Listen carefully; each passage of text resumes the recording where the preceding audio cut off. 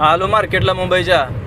तिथं काय गेल्या गेल्या गाडी खाली करायला घेतली, कारण शेटची 2-3 तास अगोदरच फोन लावत होतं, लवकर लवकर ये गाडी काय आहे. आणि खरंच वेटिंगला थांबलो होतं गिराईक.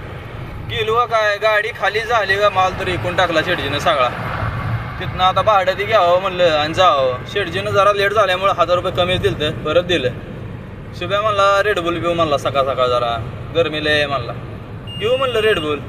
आणि तिथून चला म्हणलं निघावं. आता मुंबईमधनं बाहेर आलो आणि एक्सप्रेसला. तोपर्यंत आकाश शेटनं केला व्हिडिओ कॉल.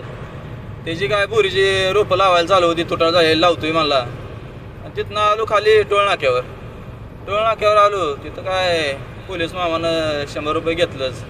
असं द्या म्हणलं, मामाजी तोपर्यंत आलंच. मुंबईला आलं तर जावं म्हणलं सोबत, त्यामुळे थांबलो होतो. तिथनं आलो शिवाजीनगरला पुण्यात, एकदम फुल जाम. काय बाबा म्हणलं अवघड आहे. तिथनं पुण्याबाहेर आलो आणि जेवायला थांबलो. जेवण 1 नंबर क्वालिटीचं जेवण. कधीही आला हो तर हॉटेल किल्लेदार, इथं जेवायला थांबा, 1 नंबर क्वालिटीचा विषय असते. तिथनं आला तोपर्यंत फोन जायचं आहे म्हणलं भरायला ट्रान्सपोर्टला. आलो ट्रान्सपोर्टला भरायला. पंढरपूरचा माल होता, कलरच्या डबडी ती होती आणि आमच्या गावातलं जायचं मित्र ट्रान्सपोर्टला. तिथनं गाडीची कॅरेट काढली आणि भरली डबडी कलरची.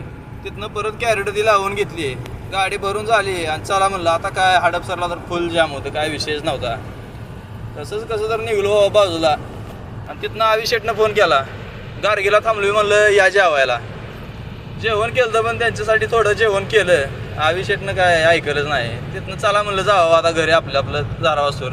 3 जण एका मागे एक आलो निवांत.